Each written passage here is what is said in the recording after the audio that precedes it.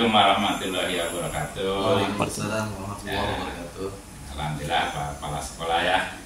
Tadi Jumat berkah kita ngobrol sebentar gitu Pak Kepala Sekolah ya. Iya. Ya alhamdulillah nih saya tahu ya Kepala Sekolah ini adalah masih muda karena energik gitu ya untuk mengembangkan sekolah ini.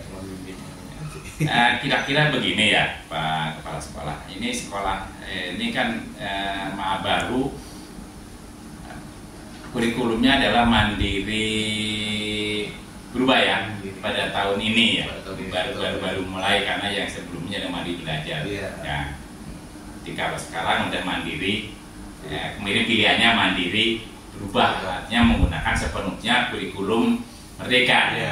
Nah ini Pak Kepala Sekolah, di kurikulum merdeka itu akan ada kewajiban untuk melaksanakan P5 ya, yaitu proyek penguatan profil pelajar Pancasila.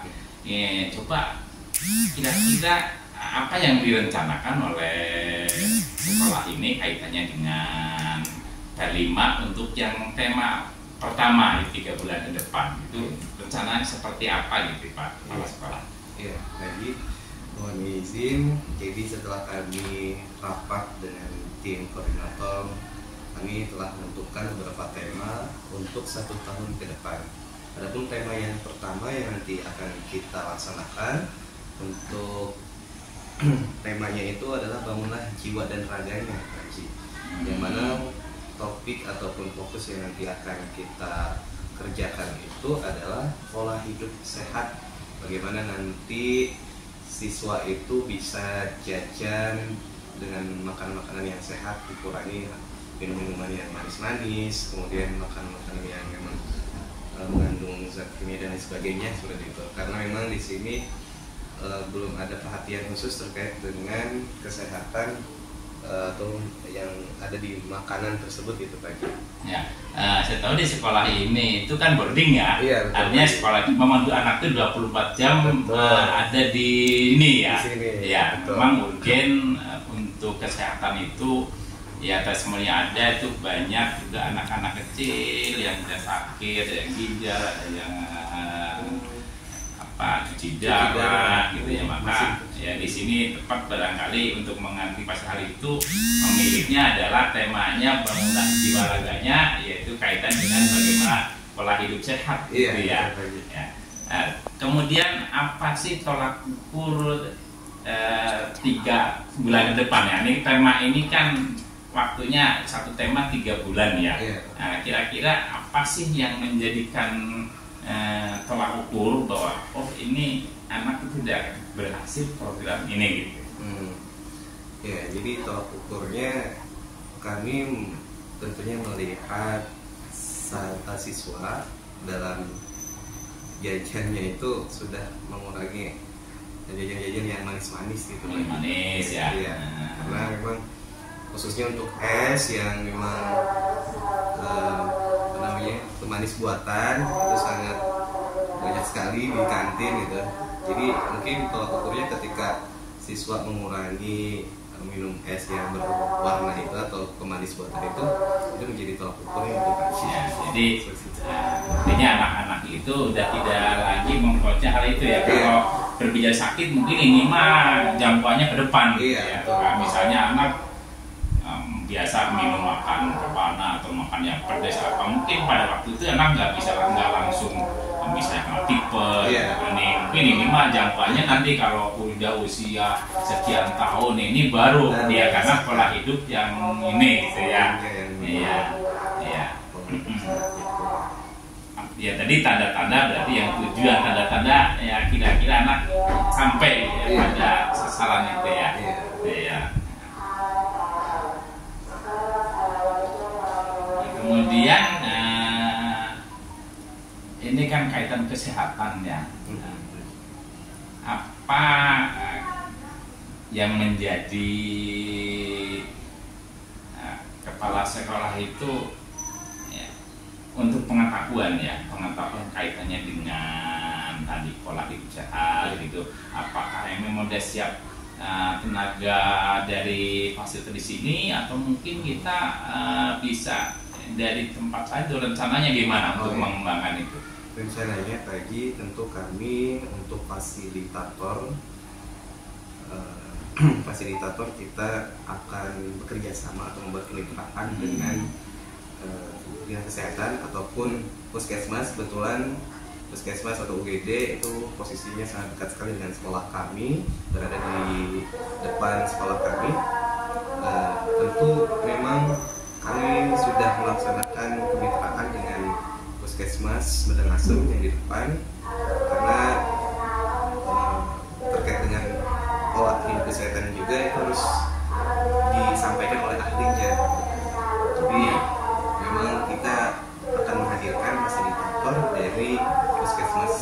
Jadi kemitraan begitu ya, kemitraan betul. Dengan tenaga ahli lah. Selain mungkin di sekolah ini juga biasanya di sekolah itu ada tim-tim kesehatan. Betul, ya. Ada. Ya. Apa yang di sekolah sendiri yang tim kesehatan yang ini? Iya, tim kesehatan tentu tidak banyak berbuat lebih, hanya bisa merawat, kemudian menyediakan obat-obatan apabila ada siswa yang sakit, kemudian yang fasilitasi uang UKS itu ada siswa yang sakit, hanya sebatas pelayanan saja gitu. Ya, di sini jadi memang ada ya di sekolah itu memang harus ada UKS, usaha kesehatan sekolah ya. Jadi yang tenaga yang ada di sekolah mungkin ada pembina UKS, kemudian ada juga PMR gitu ya. Tapi itu kan tenaga mungkin hanya pengetahuannya masih terbatas gitu ya, kaitannya dengan banyak hal lah ya. Banyak dengan tadi pola hidup sehat itu ya, karena biasanya anak-anak itu hanya menanggulangi ya anak yang sakit gitu ya. Nah, kepala sekolah sendiri bagaimana secara pribadi ya, secara pribadi untuk mengembangkan potensi apa ya, ilmu yang juga mungkin yang dimiliki ya. Pengembangannya apa kira-kira yang punya program saya juga harus ini gitu ya. Untuk petugas UKS ya, termasuk kepala sekolah, bapak kepala sekolah sendiri ya, termasuk juga tim petugasnya, gimana dia untuk mengembangkan potensinya kaitannya dengan kan sementara kita kemitraan ya, mungkin secara bertahap ilmu mereka disadap gitu. Iya, pernah saya berdiskusi dengan bidan ataupun mantri gitu tadi terkait dengan bagaimana penanganan pertama ketika siswa itu sakit, dalam artian sakit sesak napas dan lain sebagainya. Memang ada hal-hal yang memang bisa ditangani gitu tadi, tapi memang ada hal yang tidak bisa ditangani oleh orang sekitar gitu Pak. Jadi untuk mengembangkan terkait dengan ilmu kesehatan, bagaimana penanganan apabila siswa itu sakit, memang kami banyak bertanya, kemudian juga banyak bertanya kepada bidan dan menteri terkait dengan tim kesehatan yang ada ini gitu ya. Karena memang ketika ingin belajar seperti infus dan lain sebagainya itu memang itu ada hal yang memang tidak bisa kita pelajari karena ilmunya itu memang harus sekolah dan sebagainya. Artinya sekolah sudah berusaha bagaimana menimba ilmu baik mungkin baik dari petugas UKS-nya, PR-nya, jadi guru-guru itu ya mungkin secara berkala atau mungkin nanti pada saat tertentu ya kita undang di sini ya untuk khususnya memberikan satu pembekalan kepada ini ya kepada tim dari ini ya. Jadi visi ke depan ya apa sekarang ya, visi ke depan berarti sekolah ini ya dengan tadi hidup sehat.